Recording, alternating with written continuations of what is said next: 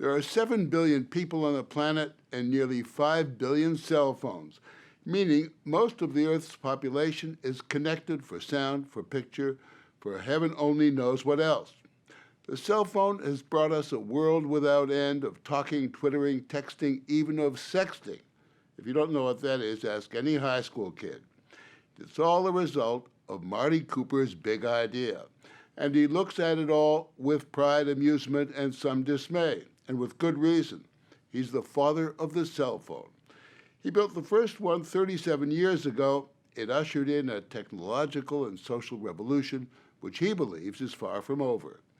He made the first public cell phone call on the sidewalks of New York in 1973. This is a time when there were no cordless phones, and certainly no cell phones, and here's this guy talking as he was walking along, and I stepped into the street and nearly got creamed by a New York taxi cab. So talk about being prescient and seeing a picture of the future. It's a future of nonstop connection of apps galore, iPhones and Droids, Blackberries, and Bluetooth, or is it Bluetooth? So you really like this thing, huh? Marty Cooper checks out the latest at the wireless industry's annual convention in Las Vegas. Wow. A huge convergence where geeks meet gizmos. How do I remove? I know how to add a... And unlike some of us of a certain age, he understands all of it. Do you tweet or Twitter? I signed up for Twitter about 6 months ago, did nothing, and I had 17 followers. So now I'm actually Twittering. My latest Twitter is the secret of successful aging is to have good genes and to show a lot of respect for those genes. You think you're the oldest Twitterer in America? I don't want to be the oldest anything in America, sir. Sorry about that. But you'll have to look hard to find anyone older on the slopes at Vail, his favorite getaway. Marty Cooper was born in Chicago on the eve of the Great Depression. He's 81, an age for many when the most strenuous exercise of the day is getting in and out of bed. His tennis and his skiing are better than they've ever been. I have a hard time keeping up with them, and I'm almost 20 years younger. With his wife Arlene, another veteran of the mobile phone business, Marty Cooper is still in the game, awaiting the next big thing in wireless communication. He's convinced that the cell phone at 37 is still in its infancy. Technology has to be invisible, transparent, just simple. A modern cell phone in general has an instruction book that's bigger and heavier than the cell phone. That's not right. Call it the complexity or confusion factor. You can use this device to connect up to 5 different computers or Wi-Fi capable devices at one time. Really cool. It's the future. Welcome to the 21st century. Cooper argues that cell phones designed to do everything, take pictures, play music and videos, surf the web, don't do any of them really well. He thinks the buyers should be dictating exactly what they want. The consumer is king. The consumer ought to make the decisions and certainly not the engineer. Because engineers try to dazzle other engineers rather than... That's right. Engineers tend to get enchanted by the technology itself. Do you know what a jitterbug phone is? No, I don't. So it seems only natural that the latest gadget developed by Cooper and his wife is a retro cell phone called the Jitterbug. A basic phone, no camera, no music. Any idiot can operate it. Try it. What do you hear? Dial tone. Yeah, if there's dial tone, you can call. If there's no dial tone, you can't. Why'd you drag me up here on the roof? His next target, dropouts, lost calls. Atop his office building, ugly conventional cell phone antennas are disguised as flagpoles. They cover all of this area. He's developing so-called smart antennas that can cut through all the competing noise in the radio environment to get your call through. And what they do is when we transmit, we send the information only to your phone. You mean we will reach the day when each cell phone will be perfect, or as perfect as a landline. That's exactly right. What hath Marty Cooper wrought? Let us go for a moment back to the future. New York, calling all cars for a preview of tomorrow. The cell's precursor, the car telephone, came in right after World War II. A tiny radio transmitter sends your voice out over the airwaves to the nearest central station, where regular telephone operators can connect you with any telephone on land or sea. World of wonders. If someone was sick, you could track down the doctor on the road. Well, just keep him in bed, and I'll be there in 10 minutes. Remember, these were the quaint old days when doctors, at least in newsreels, made house calls. Henpecked Elmer is shopping for the wife at home. Even then, it was clear that being connected would put everyone on a very short leash. George, I forgot to tell you. Now get me 2 dozen oranges, 2 loaves of bread, 20 pounds of potatoes, 5 pounds of sugar, 2... And when in the 60s, AT&T developed more sophisticated cellular antennas, the phone giant still considered car phones the name of the game. But Marty Cooper and his engineers at Motorola thought otherwise and decided to elbow their way into the business. We really had a basic understanding that people are mobile, and it's personal telephones they want. It's handheld portables. So there was a real conflict between this elephant that was AT&T and this fly that was Motorola. But we ended up winning. On a chilly spring day, we took Cooper back to the spot where he made that first call, 6th Avenue outside the New York Hilton. For the record, the call went to Joel Engel, Cooper's rival at AT&T. I said, Joel, this is Marty Cooper. He says, hi. I'm calling you from a cellular phone, but a real cellular phone, a handheld portable cellular phone. And there was silence on the end of the line. You could not resist rubbing it in. Oh, no question about it. Wait for a dial tone, which I hope you'll be able to hear too. There it is. At a news conference inside the Hilton, Cooper introduced his gadget and encouraged reporters to try it out. The first reporter I talked to actually called her mother in Australia. And she was astounded when her mother answered. She couldn't understand how this little phone could talk halfway across the earth, which of course it didn't. Little phone? What are you talking about, little phone? Well, relatively small. I mean, this, after all, it only weighed 2.5 pounds.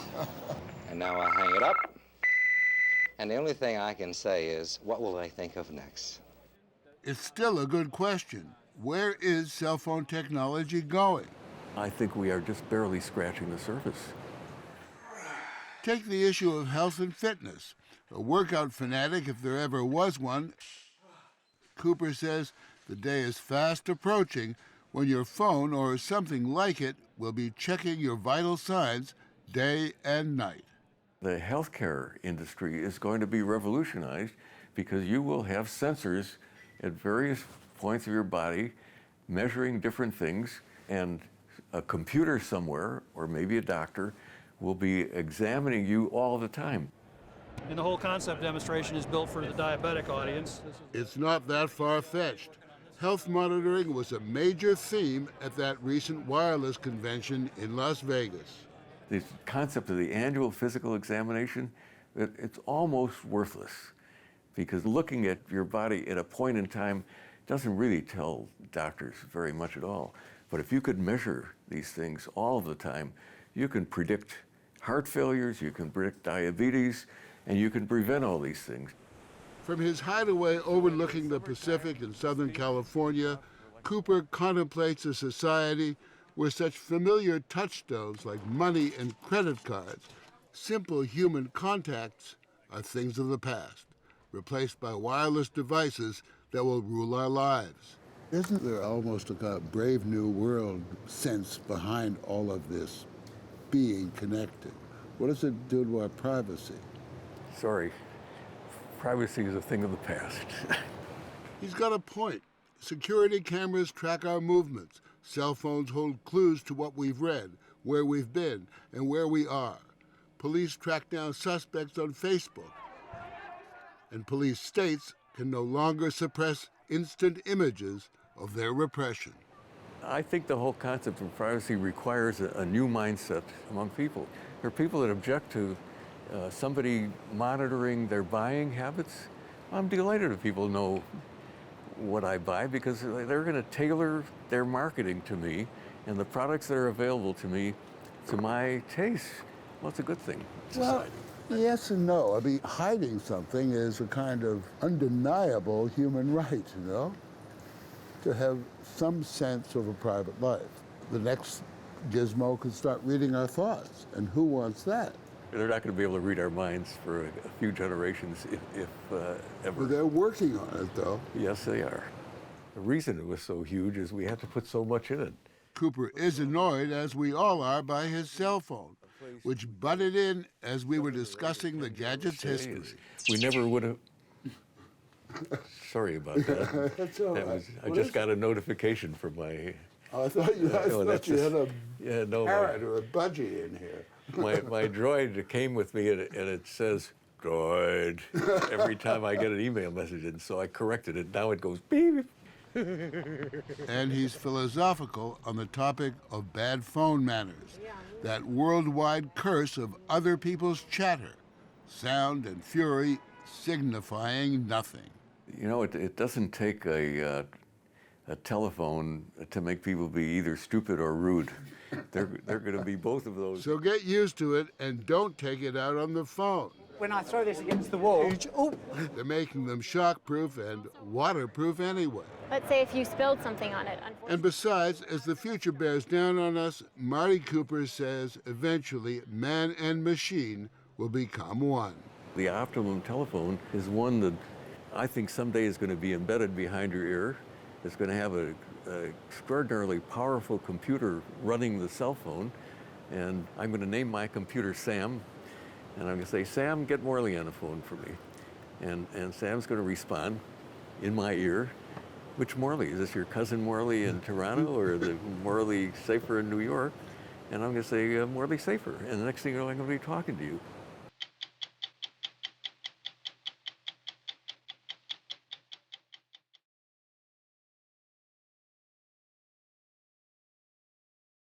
Back in the 1980s, a laboratory of misfits foresaw our future. Touchscreens, automated driving instructions, wearable technology, and electronic ink were all developed at the Massachusetts Institute of Technology in a place they call the Media Lab. It's a research lab and graduate school program that long ago outgrew its name. Today, it's creating technologies to grow food in the desert, control our dreams, and connect the human brain to the internet. Come have a look at what we found in a place that you could call the Future Factory. To Arnav Kapoor, a graduate student in the Media Lab, the future is silent. He's developed a system to surf the internet with his mind. What happens is when you're reading or when you're talking to yourself, your brain transmits electrical signals to your vocal cords. You can actually pick these signals up and you can get certain clues as to what the person intends to speak. So the brain is sending an electrical signal for a word that you would normally speak, but your device is intercepting that signal. It is. So instead of speaking the word, your device is sending it into a computer. That's correct. That's unbelievable. Let's see how this works. So we tried it. What is 45,689 divided by 67? Sure. He silently asks the computer and then hears the answer through vibrations transmitted through his skull and into his inner ear. 6, 8, 1.9, 2, 5. Exactly right. One more. What's the largest city in Bulgaria, and what is the population? The screen shows how long it takes the computer to read the words that he's saying to himself. Sofia, 1.21 million. That is correct. You just Googled that. I did. You could be an expert in any subject. You have the entire internet in your head. That's the idea. Ideas are the currency of MIT's Media Lab. The lab is a 6-story Tower of Babel, where 230 graduate students speak dialects of art, engineering, biology, physics, and coding, all translated into innovation. The Media Lab is this glorious mixture, this renaissance, where we break down these formal disciplines and we mix it all up and we see what pops out. That's the magic, that intellectual diversity. Hugh Herr is a professor who leads an advanced prosthetics lab. And what do you get from that? You get this craziness when you put like a toy designer next to a person that's thinking about what instruments will look like in the future next to someone like me that's interfacing machines to the nervous system. You get really weird technologies. You get things that no one could have conceived of. The Media Lab was conceived in a 1984 proposal. MIT's Nicholas Negroponte wrote, "Computers are media that will lead to interactive systems." He predicted the rise of flat panel displays, HD TVs, and news whenever you want it. Negroponte became co-founder of the lab and its director for 20 years. When we were demonstrating these things in, let's say, 85, 86, 87, it was really considered new. It looked like magic. It was indistinguishable from magic. In 1979, MIT developed Movie Map, which predated Google Street View by decades. You are going north on Aspen Street. Now, notice what's so common today that you didn't even notice it. He's touching the screen. If you had seen that on 60 Minutes in the 80s, you would have been amazed. And you might have been dazzled by one of the earliest flat screens. It was 6 inches by 6 inches, black and white. It was a $500,000 piece of glass. It cost $500,000. Called $500,000, that piece of glass. And I said, that piece of glass will be 6 feet in diagonal with millions of pixels in full color. In 1997, the lab also gave birth to the grandfather of Siri and Alexa. Pneumatic wake up. Okay, I'm listening. Go to my email. Where do you want to go? And in 1989, it created turn-by-turn navigation that it called Backseat Driver. They're right at the stop sign. And the MIT patent lawyers looked at it and said, this will never happen, never be done, because the insurance companies won't allow it, so we're not going to patent it. Look through the glass-walled labs today, and you will witness 400 projects in the making. The lab is developing pacemaker batteries recharged by the beating of the heart, self-driving taxi tricycles that you summon with your phone, phones that do retinal eye exams, Ariana, I will tell you 2 stories, and teaching robots. So we think that the devices of tomorrow have an opportunity to do so much more and to fit better in our lives. Professor Patty Maas ran the graduate program's student admissions for more than a decade. We really select for people who have a passion. We don't have to tell them to work hard. We have to tell them to work less hard and to get sleep occasionally. How often does a student come to you with an idea and you think, we're not going to do that? Actually, for us, the crazier, the better. Typically, there's some blood vessels running. Adam Horowitz's idea was so nutty, he was one of 50 new students admitted last year out of 1,300 applications. I was really interested in a state of sleep where you start to dream before you're fully unconscious, where you keep coming up with ideas right as you're about to go to sleep. Time to go to sleep. Horowitz's system plants ideas for dreams, Remember to think of a mountain. then records conversations with the dreamer during that semi-conscious moment before you fall asleep. Tell me, what are you thinking? I'm doing an origami pyramid. Her origami pyramid dream was influenced by the robot saying the word mountain. It's long been believed that this is the moment when the mind is its most creative. Horowitz hopes to capture ideas that we often lose by the next morning. So it's basically like a conversation. You can ask, hey, Jibo, I'd like to dream about a rabbit tonight. It would watch for that trigger of unconsciousness. And then right as you're hitting the lip, it triggers you with the audio, and it asks you, what is it that you're thinking about? You record all that sleep talking, and then later, when you wake up fully, you can ask for those recordings. And when he brought this idea to you, what did you think? Really? Crazy enough. Yeah. Welcome to the world of bodies and motions. Nearby in Hugh Herr's lab, Everett Lawson's brain is connected to his prosthetic foot, a replacement for the clubfoot he was born with. The very definition of a leg or a limb or an ankle is going to dramatically change with what they're doing. It isn't just whole, it's 150%. You feel directly connected, huh? Yeah, when I fire a muscle really fast, it makes its full sweep. Herr's team has electronically connected the computers in the robotic foot with the muscles and nerves in Lawson's leg. He's not only able to control via his thoughts, he can actually feel the designed synthetic limb. He feels the joints moving as if the joints are made of skin and bone.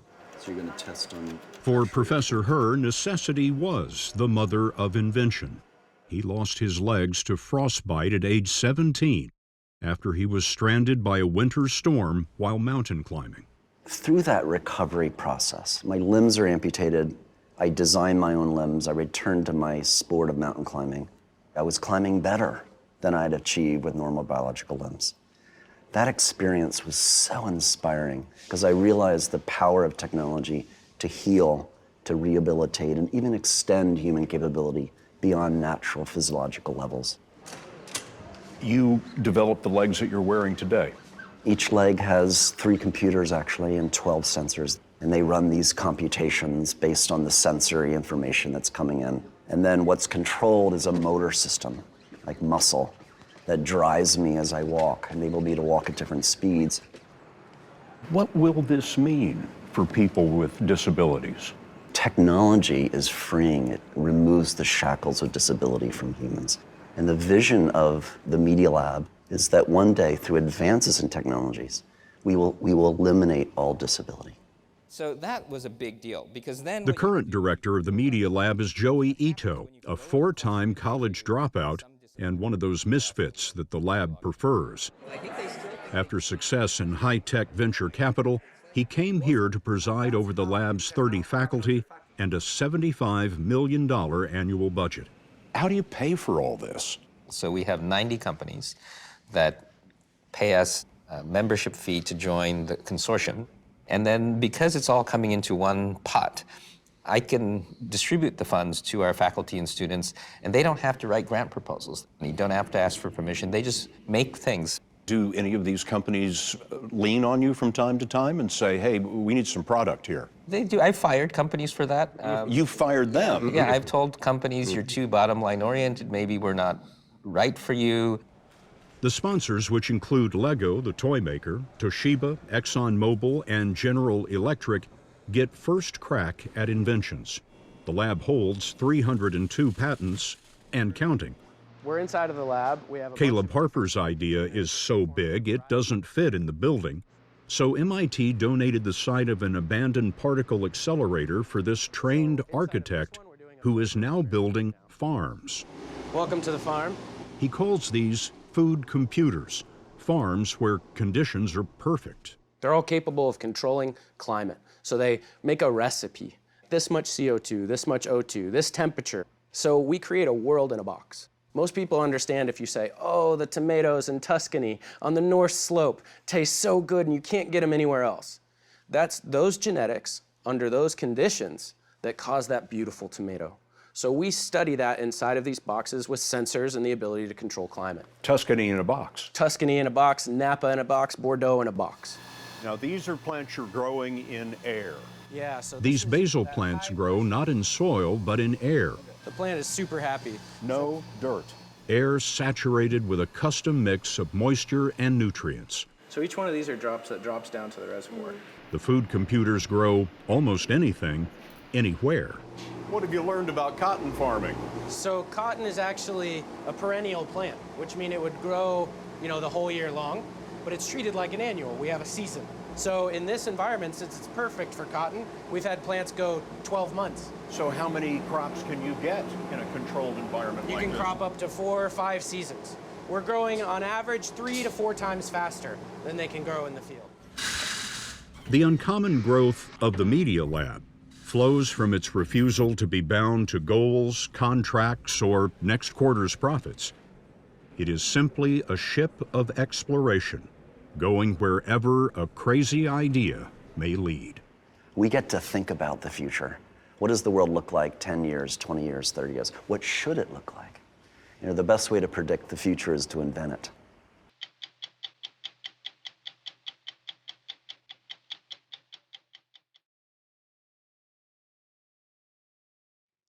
If you've ever had the fantasy of soaring over bumper-to-bumper traffic in a flying vehicle, that may be possible sooner than you think.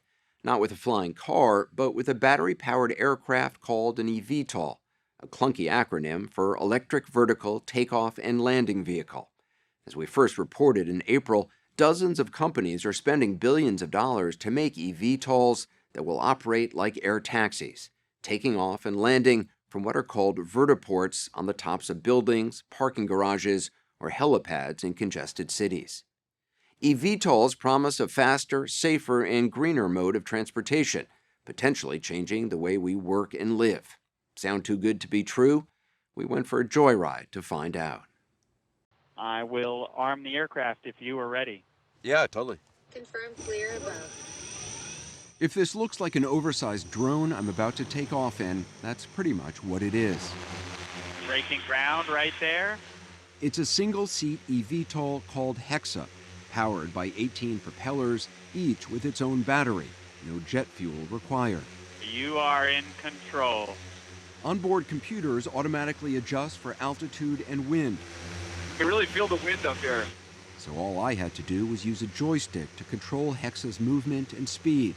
It took about 30 minutes of pre-flight training to get the hang of it. Use that yaw to rotate 90 degrees. Wonderful. Hexa is still in its testing phase, so I had to stay close to Chief Pilot Jace McCown and his ground crew. But they say it's flown up to 195 feet in the air at 24 miles per hour. Whenever you're ready, you can come back to home. The batteries last up to 15 minutes. I was going to try to land over the camera. Yeah, absolutely. To land, I maneuvered Hexa into position, pressed a button, and the computers did the rest. Right there, you are on the ground, and the props are spinning down. That is cool. Can't stop laughing. Piece of cake, That was right? awesome. Is it That fun? is so much fun. Yes. Wow. I so just want to like take off with it. I know. Matt Chasen is CEO of Austin-based Lift Aircraft, which makes Hexa. He envisions a future where it's used by commuters to skip rush hour traffic. You can fly 10 miles in 10 minutes instead of spending over an hour on the roads during rush hour congestion. Would it be something that an individual then in the future owns and flies from their house to somewhere? We don't see individual ownership as very practical. These are very expensive aircraft. We see putting fleets of aircraft at locations where we provide maintenance, we provide training, and people can come in and basically pay per flight. But that's still a long way off. Federal, state, and local regulators, not to mention the nation's airspace, aren't ready for hundreds of thousands of commuters piloting their own eVTOLs in the skies over congested cities. So to give people a taste of the future now, Chasen designed Hexa as an ultralight vehicle, which means it doesn't have to go through the Federal Aviation Administration's complex certification process, but also can't fly over populated areas. Chasen plans to start offering rides to paying customers for $250 by the end of this year. The initial market you see is essentially joyrides for people. Yeah, I think there's a huge market for people to just experience the thrill and joy of flight. Around the world, all kinds of eVTOLs are being developed. Cargo carriers, air ambulances, and a whole lot of air taxis. Some with a pilot, some without. The Air Force is investing, so is Airbus and American Airlines. And dozens of companies are already working with the FAA. It's not the flying cars that science fiction movies anticipated. No, but when you think about it, I look back over the arc of my own career, having been a pilot for 42 years, and I'm just amazed by the amount of innovation that has taken place. Billy Nolan was head of safety for the FAA before being named acting administrator in March. How difficult a certification process is there? Because there's a lot of moving parts to this. First, we have to certify the design of the aircraft itself, and then we look at how it will operate. Is it piloted? Is it autonomous? We look at where it will operate, so that means how do we put it within our nation's airspace? So once it's met that safety threshold, and only until it's met that safety threshold will we be prepared to certify it. Some eVTOL companies are well on their way. We flew in a gas-guzzling helicopter with one of the front-runners in this air taxi arms race, JoBen Bevert, CEO of Joby Aviation. He took us to this remote facility in California where he was testing his eVTOL Joby aircraft. As we landed, it felt like the old guard meeting the new. Obviously, it's a combination of a helicopter and a plane. Exactly. So it can take off like a helicopter, but it flies with the efficiency of an airplane. Bevert has been working on the Joby for more than a decade. It has 6 propellers and 4 batteries in its wings and will operate as an air taxi, carrying a pilot and 4 passengers. He says it can fly 150 miles on a single charge and has a top speed of around 200 miles an hour. Why this design? So vertical takeoff is important so we can take you to where you want to go, right? We don't need a huge runway. And then with the wing, it gives you the efficiency to fly far and to fly fast. Pilot cleared, flight box alpha blow. Because it's still being tested, the Joby was piloted remotely by a nearby ground crew. Launch for flight. When they fired up the motors, unlike a helicopter, the Joby didn't need time to warm up. It took off in about 20 seconds. That's it? That's really quiet. We wanted this to sound more like the wind in the trees than the wop-wop of a helicopter. Noise levels are a critical issue since eVTOLs are meant to take off and land near where people work and live. This is below the background noise level of many cities. You know, I go around with my decibel meter on my phone and like measure sound levels. That's what you've been doing for 10 years? Exactly, because we needed to make sure that the aircraft was going to be quiet enough. Bevert studied mechanical engineering at Stanford, where he invented this popular flexible camera tripod, and later created a company that made flying wind turbines. But the Joby had remained an elusive dream. There were definitely skeptics, even good friends of mine, who didn't believe that you could make this with batteries and electric propulsion. The battery technology just wasn't there, it wouldn't work. Yeah. Bevert hired John Wagner away from Tesla, where he helped develop the car's revolutionary batteries. At Joby, he figured out a way to make the batteries lighter, but still powerful enough to get the 2-ton eVTOL off the ground. You had to play to the strengths of battery power and the strengths of electric motors. So a typical aircraft might have one big motor, but we can have 6 motors distributed throughout the aircraft, and in that way, operate in a much more efficient manner. The weight of everything must be the most important thing. Absolutely. So how do you make a plane as light as possible? You essentially have to engineer every piece of it. The outside of the Joby is made with layers of lightweight carbon fiber. The batteries, as well as computers, electronics, and motors, are constructed under John Wagner's watch. And his team shakes, bakes, and spins them to ensure they'll meet the FAA's rigorous safety standards. They have to certify the aircraft as being safe and capable of flying to their standards. They also have to certify the production of all the parts of it. Exactly, and the operation, the pilot training, the maintenance steps, every facet is heavily regulated. All this costs a lot of money. Toyota has invested about $400 million in Joby, and Bevert took the company public last year. I think the texture's good. Billionaire Paul Sciarra, co-founder of the website Pinterest, has also put in a small fortune. He's Joby's executive chairman and says they'll launch in up to 3 cities, and that passengers will eventually end up paying around $3 to $4 a mile to fly, a little more than an average Uber ride. Can you just take me through, as a passenger, what it looks like? I want to get to JFK Airport. It's bumper-to-bumper traffic.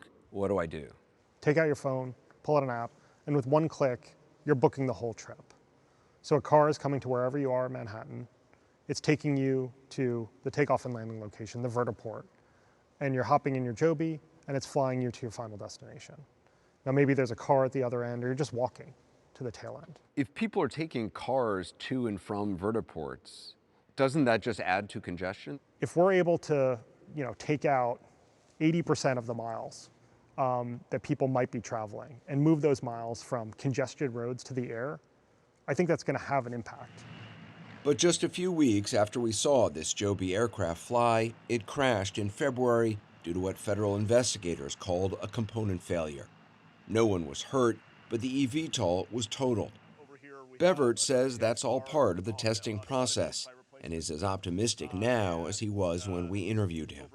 How far are you from getting the first Joby in the sky with passengers? So we are launching our service in 2024. You think you can do it that quickly? Yes. There have been, though, a lot of companies that have said, oh, we're going to do this in 2 years, and then it doesn't happen. We're very confident. There's a lot of confidence over at Whisk Aero as well, though the eVTOL they're developing will be even more complicated to bring to market because it's fully autonomous. There'll be passengers, but no pilot on board. You're not just figuring out an electric vehicle, you're figuring out a fully autonomous flying vehicle. That's right. We're going for it. You and I talked about that. CEO Gary Geisen says they're on track to spend about $2 billion. The company is bankrolled by Boeing and Google co-founder Larry Page. They've been testing the technology for the last 8 years. Control Zep, in position for liftoff. So how many test flights have you actually done? So close to 1,600 test flights without, knock on wood, without an incident. Selecting liftoff now. We watched one of those test flights in Hollister, California.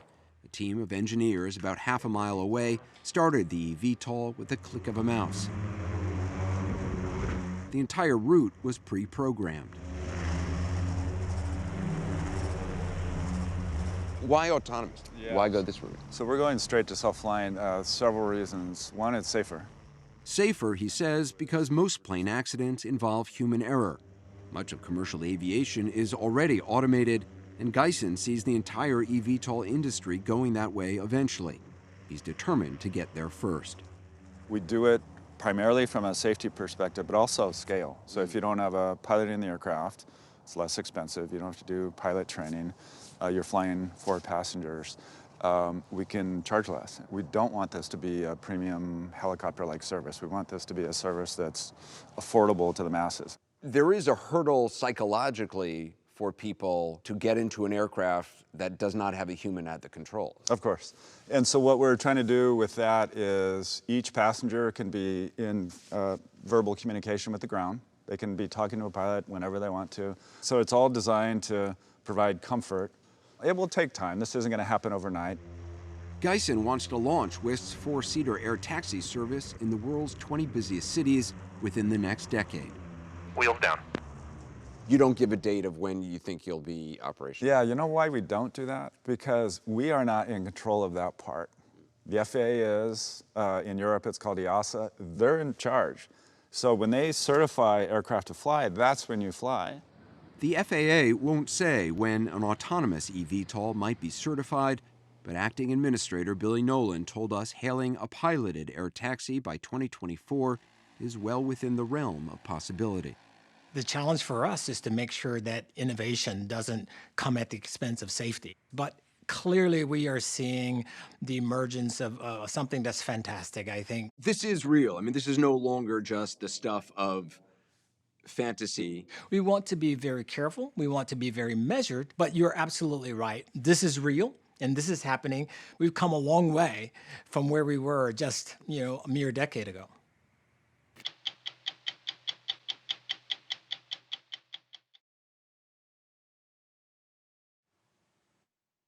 We don't often think about how the sense of touch makes our lives possible. We grip a paper coffee cup with perfect force to hold it, but not crush it. Our feet always find the floor. But for people with artificial limbs or those with spinal injuries, the loss of touch can put the world beyond their grasp. 17 years ago, the Defense Department launched a $100 million project to revolutionize prosthetic limbs. The robotics you're about to see is amazing, but as we first reported earlier this year, even more remarkable is how the feeling of feeling is returning to people like Brandon Prestwood. For me, it was a battle if I wanted to live or die. You weren't sure you wanted to live? No.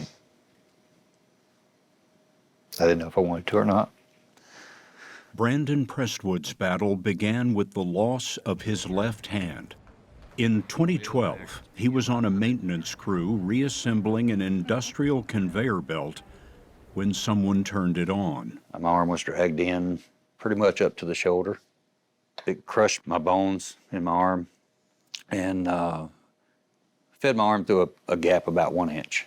How did they save your life? The other maintenance guys jumped in. They started basically taking the machine back apart. Once we got it back apart, I could look in and see what was there, and one of the gentlemen was a Vietnam veteran.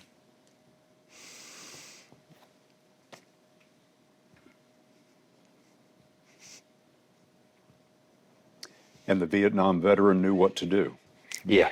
The Vietnam veteran knew tourniquets, but Prestwood lost his hand and couldn't return to his job. Go eat this. Yeah, that sounds good. After 4 years with a hook, he told his wife Amy he wanted to volunteer for experimental research involving surgery at the VA. I was not 100% on board to start with, but I knew he had his mind set that he had to do this, and I couldn't hold him back. 6 years later, thanks to Defense Department and VA projects, Prestwood controls this hand with nothing but his thoughts. Everything still feel good? Probably when I get her turned around here. Electrodes implanted in muscles in his arm pick up his brain's electrical signals for movement. A computer translates those signals to the hand. How about the middle finger now? Sensors in the plastic fingers are connected to nerves in his arm to return a basic sense of touch. Close your eyes, tell me when you're feeling each of these. Which he can demonstrate with his eyes closed. Pinky. Index. That's not bad. Middle. Still requires a little bit, but it's not bad. Biomedical engineer Dustin Tyler leads this research at Case Western Reserve University and the Cleveland VA. Touch is about connection. It's connection to the world, it's about connection to others, and it's connection to yourself, right? I mean, we never experience not having touch. It's the largest sensory organ on our body. All right, so go ahead. Tyler first attempted an artificial connection in 2012. He switched it on in a volunteer and wondered what would happen. So I was concerned, would it be his whole hand? Would it be painful? Would it not feel anything? We had no idea. So one of those big moments in my career was he came in, we first turned on the stimulus, and he kind of stopped for a second, and he goes, "That's my thumb. That's the tip of my thumb." This happened right away. It didn't require any training of the brain. No, that was the beauty of it. My thumb. Brandon Prestwood remembers the instant it happened to him. That's my fingers. I'm feeling my fingers that I don't have anymore. I'm feeling them. A definite feeling, he told us, but different. It doesn't feel exactly like my right hand. It's a tingling sensation. It's not painful. It's kind of like if your hand's been to sleep, right at the end, right before it wakes up, for me, it's pleasant. It's a pleasant tingling. Let's see if you can do it on Cherry here. A tingling that's light with a light touch, but grows stronger the harder he presses. Eyes closed, he can pinch a cherry firmly enough to pull it from its stem, but not crush it. You can feel this is light. I had to use my lightest touch. Right, so if I hold this right here. With an empty eggshell. I can feel that. I feel it here and here. It's a feeling more than a decade in the making. At the beginning of this research, how did you even imagine that this would be possible? I didn't imagine. I imagined that it was not going to be possible. Sleeman Benzmea at the University of Chicago is among the world's leading experts on the neuroscience of touch. In 2008, he joined the Defense Department's project to revolutionize prosthetics, but he didn't think the Pentagon knew what it was up against. There are 100 billion neurons in the brain interconnected with 100 trillion synapses. I mean, the human brain is like the most complex system in the known universe. Too complex, he believed, to target electrical stimulation to exactly the right neurons. And when we electrically stimulate, we activate hundreds, thousands of them at the same time in ways that would never happen naturally. It just seemed like that very impoverished interface with this nervous system would never be able to do anything useful. And turns out I was wrong. He was proved wrong by his own research. How you doing, Scott? Nice to meet you. Nice to meet you, Scott. With volunteers including Scott Embry. And you can feel that. I feel it on my fingertips. Whose movement and sense of touch are limited by a spinal injury from a car accident. Computer ports in Embry's skull are wired to the motor and sensory parts of his brain. Electrodes pick up the brain's electrical signals that were intended for the muscles. A computer translates those signals to the robot arm. We first saw this brain-machine interface 10 years ago at the University of Pittsburgh, but back then there was no sensation. Index finger? In collaboration with Pitt, neuroscientist Sleeman Bensmaya showed that signals for touch could be returned to the brain. How can you possibly know what part of the brain is the tip of the index finger? We took Scott and we put him in a functional magnetic resonance imaging scanner. And then we had him imagine moving his thumb, imagine moving his index, imagine moving his digits as we monitored his brain activity. And lo and behold, the sensory and motor parts of the brain that are involved in the hand lit up. Middle, ring, index. There are challenges. Eventually, the brain builds scar tissue at the implants, limiting the motor electrodes. But one patient's implants have lasted 8 years and counting. Scott Embry's have been working more than 2 years. You have been a subject of this work for years now. Yes, sir. And I wonder why. I wanted to have someone else have the opportunity to become independent again. The most meaningful work of your life. Yes, sir. 100%. The greatest independence might be no prosthetic at all. And we saw this astounding possibility with a pioneer, Austin Beggin. His brain impulses are rooted not to a robot, but to implants in his own arm that fire his muscles. What function did you have in this hand before the implants? Oh, absolutely none. Nothing. You couldn't move it at all. Nah, so the only thing I can do really is shrug my shoulders and kind of shift them. Unfortunately, that was all that came back after my accident. His accident was on a vacation celebrating his college graduation. Diving into a submerged sandbar left him quadriplegic. Now, motor and sensory impulses flow through the ports in Begin's skull and a computer, bypassing his damaged spine. Relax, close. The research is led by Bolu Ajiboye, a biomedical engineer at Case Western Reserve University. Our goal is to restore complete functionality of the upper arm, including dexterous hand function and the ability to reach out, so that Austin and others who have suffered severe spinal cord injury can regain some level of functional independence. Bring my arm forward. The cradle under his arm only supports the weight. All of the motion is his own. It takes effort. He has to concentrate. A little bit quicker. Open hand, relax hand, close hand, relax hand, open hand, relax hand. And the computer needs frequent adjustment. How'd that feel? Good. Good. But his parents, Shelley and Brad, showed us where this could lead. Carrot, or would you like to have a nice granola bar? I'll take the granola bar. Yeah, I figured.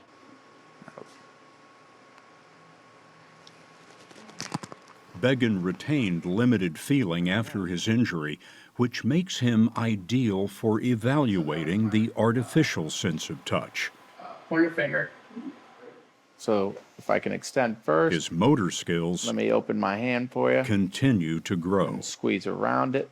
You'll feel me really start to dig in right there. You got a grip. Yeah, it really is. And let go, yeah. And I'll bring the arm back up. Congratulations. Yeah, thank you. Thank you so much. Amazing advances are coming quickly. Danny Werner lost his foot in Vietnam. It's on. But 47 years later, he was reconnected to touch in an artificial foot. Can you feel that on your toes? Yep. Which helps him balance, climb stairs, and walk on uneven ground. Brandon Prestwood's next device will replace some wiring with Bluetooth connections. Especially the thumb. Thumb's spot on. The cost of his experimental rig and surgery is estimated at roughly $200,000. But an eventual commercial system may cost significantly less, while delivering moments that are priceless. What did that mean to you, to feel Amy's hand in yours? The world. I was a whole person again. I didn't have to worry about those dark thoughts creeping back in. It's just giving me back my husband, who means the world to me. He's his self again. Himself, because the feeling of feeling is so much of what makes us human. Maybe that's why, when we see a tender moment, it is said to be touching. I love you.